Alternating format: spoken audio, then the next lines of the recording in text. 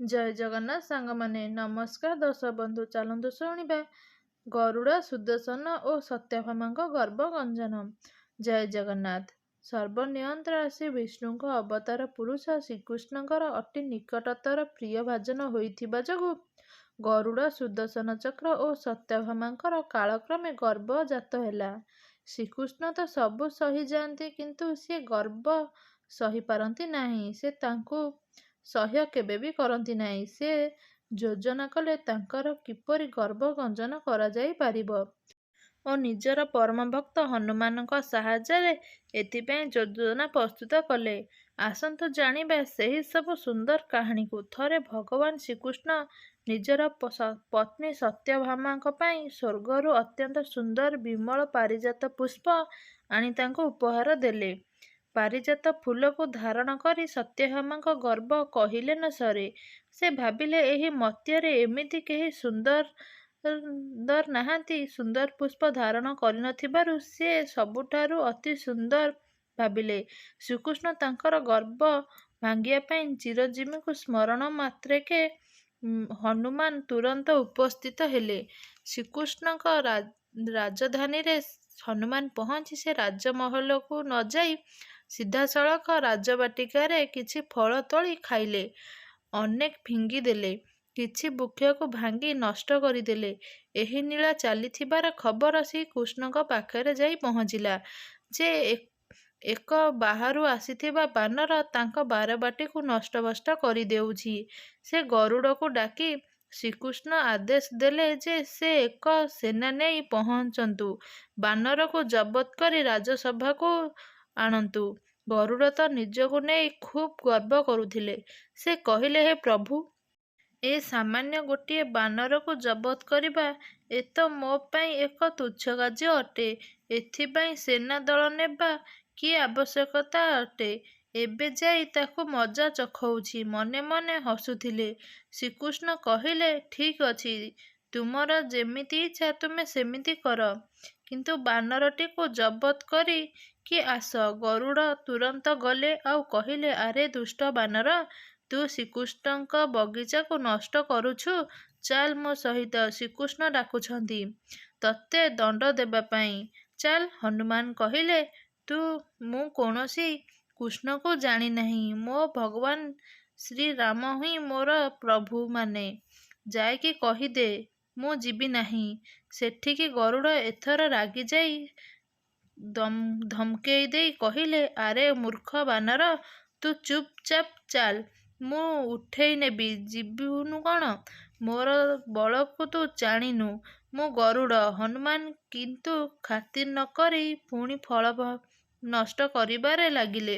ଅତ୍ୟନ୍ତ କ୍ରୋଧିତ ହୋଇ ଗରୁଡ଼ ହନୁମାନଙ୍କୁ ଧରିବାକୁ ଆସିଲେ। ହଠାତ୍ ହନୁମାନ ତାଙ୍କର କାୟାକୁ ବିଶାଳକାୟ କରି ତାଙ୍କୁ ଏମିତି ଫିଙ୍ଗିଲେ ଯେ ବିଚରା ଯାଇ ସମୁଦ୍ରରେ ପଡ଼ିଲା।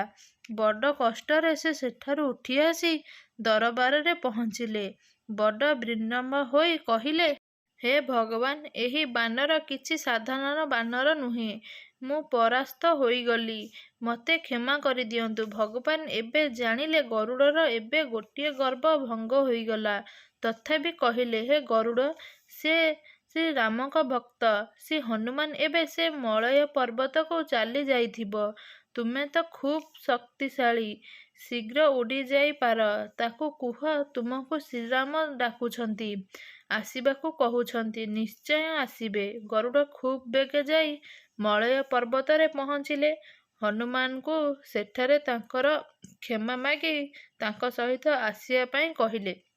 ସେ କହିଲେ, ତୁମେ ନିଜେ ଗଲେ ଚାଲିକି ଯିବ, ଖୁବ୍ ବିଳମ୍ବ ହେବ। ମୋର ଗତି ଖୁବ୍ ତୀବ୍ର। ମୋ ପିଠିରେ ବସିଯାଅ, ମୁଁ ତୁମକୁ ନେଇଯିବି। ହନୁମାନ କିନ୍ତୁ ମନା କଲେ। ହନୁମାନ କହିଲେ, ତୁମେ ଯାଅ ଗରୁଡ଼, ମୁଁ ପଛରେ ଯିବି। ଏତେ ଶ୍ରୀକୃଷ୍ଣ ସତ୍ୟଭାମାଙ୍କୁ ସୀତା ବେଶରେ ସଜେଇ ନିଜେ ରାମ ବେଶରେ ସିଂହାସନରେ ବସିଲେ ଓ ସୁଦର୍ଶନକୁ ଆଦେଶ ଦେଲେ ଯେ କକ୍ଷ ବାହାରେ ଜଗି ରହିବେ ଓ କାହାରିକୁ ଭିତରକୁ ପ୍ରବେଶ କରିବାକୁ ଦେବେ ନାହିଁ। ଓ ସୁଦର୍ଶନ ତାଙ୍କୁ ବାଟ ଓଗାଳିଲେ ଓ କହିଲେ, ମୁଁ ତୁମକୁ ଆଦୌ ଛାଡ଼ିବି ନାହିଁ। ହନୁମାନଙ୍କ ଛାଡ଼ିବା ଲୋକ। ସେ କହିଲେ, ଡାକରା ଆସିଛି। ମୋ ପ୍ରଭୁ ମୋତେ ଡାକିଛନ୍ତି, ବିଳମ୍ବ କିପରି କରିବେ? ଡାକରା ମାତ୍ରେ ସେ ପହଞ୍ଚିଗଲେ ପ୍ରଭୁ ଶ୍ରୀରାମଙ୍କ ସିଂହାସନ ପାଖରେ।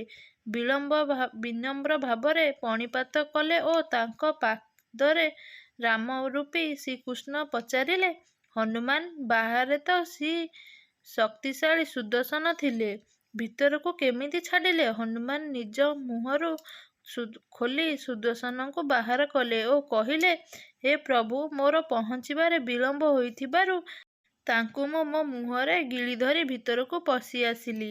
ଏହା କହି ସୁଦର୍ଶନକୁ ଛାଡ଼ିଦେଲେ। ଏହାପରେ ବିଚରା ସୁଦର୍ଶନ ଛିଡ଼ା ହୋଇ ରହିଲେ ଲଜ୍ଜିତ ହୋଇ। ଏହାପରେ ହନୁମାନ ପୁଣି କହିଲେ, ଆପଣ ତ ବସିଛନ୍ତି ପ୍ରଭୁ, କିନ୍ତୁ ମା ସୀତା କାହାନ୍ତି? ଆପଣଙ୍କ ପାଖରେ ବସିଥିବା ଏ ଦାସୀ ଜଣକ କିଏ? ମା ସୀତା ତ ବହୁ ସୁନ୍ଦର ଥିଲେ। ଏକଥା ଶୁଣି ସତ୍ୟଭାମାଙ୍କ ମନ ଶୁଖିଗଲା। ସେ ଭାବୁଥିଲେ ସେ ସ୍ୱର୍ଗର ସବୁଠାରୁ ଭଲ ପାରିଜାତ ପୁଷ୍ପ ଧାରଣ କରି ସେ ସବୁଠାରୁ ସୁନ୍ଦରୀ। ତେଣୁ ହନୁମାନଙ୍କଠାରୁ ଏକଥା ଶୁଣି ତାଙ୍କର ଗର୍ବ ସହସ୍ରାକାରେ ଚୂର୍ଣ୍ଣ ହୋଇଗଲା ଓ ବିଚ୍ଛିନ୍ନ ହୋଇଗଲା। ଏହାପରେ ଗରୁଡ଼ ଏତେ ଦୂରରୁ ଉଡ଼ି ଆସିଥିବାରୁ ଅତ୍ୟନ୍ତ ହାଲିଆ ହୋଇ ଦ୍ୱାରରେ ପହଞ୍ଚି ଦେଖିଲେ ହନୁମାନ କାହିଁ କେତେ ଆଗରୁ ଆସି ସେଠି ତାଙ୍କର ଶକ୍ତି ଓ ତାଙ୍କର ତୀବ୍ର ଗତିର ଗର୍ବ ସବୁ ଏତେବେଳକୁ ଚୁରମାର ହୋଇଯାଇଥିଲା। ତିନି ଜଣ ଯାକ ନିଜର ଭୁଲ ବୁଝିପାରି ଶ୍ରୀକୃଷ୍ଣଙ୍କୁ ଭୁଲ ମାଗିଲେ। ଶ୍ରୀରାମ ରୂପୀ ପ୍ରଭୁ କୃଷ୍ଣ ତାଙ୍କୁ ସହୃଦୟରେ ଆଲିଙ୍ଗନ କରି ତାଙ୍କୁ ବିଦାୟ ଦେଲେ। ବନ୍ଧୁ ଓ ବାନ୍ଧବୀମାନେ, ଆମେ ଏହି ସଂସାରରେ ତ ଅଢ଼େଇ ଦିନିଆ ଅତିଥି। ଜଣେ ଯଦି ଖୁବ୍ ବଳ ଶକ୍ତିଶାଳୀ ହେଲା, ଖୁବ୍ ଧନଶାଳୀ ହେଲା ବା ଖୁବ୍ କ୍ଷମତାଶାଳୀ ହୋଇପାରିଲା, ସେସବୁ ତ ପରମ ଆତ୍ମାଙ୍କ ଦାନ ଦ୍ୱାରା ସେ ଚାହିଁଲେ ସବୁ ଦେବେ, ସେ ଚାହିଁଲେ ଖାଲି ହାତରେ ପଠେଇବେ। ଅଢ଼େଇ ଦିନର ଖେଳରେ ପର ଆତ୍ମା ପୁଣି ସବୁ ସେ ନେଇଯିବେ, ଲିପ୍ତ କରିଦେବେ। କନା ଖଣ୍ଡିଏ ବି ଯିବା ପାଇଁ ଦେବେ ନାହିଁ। ଆମେ ଜନ୍ମ ହୋଇଥିଲେ ଖାଲି, ଆତ୍ମା ସାଥିରେ ଗଲାବେଳେ ଯିବ ବି ଖାଲି।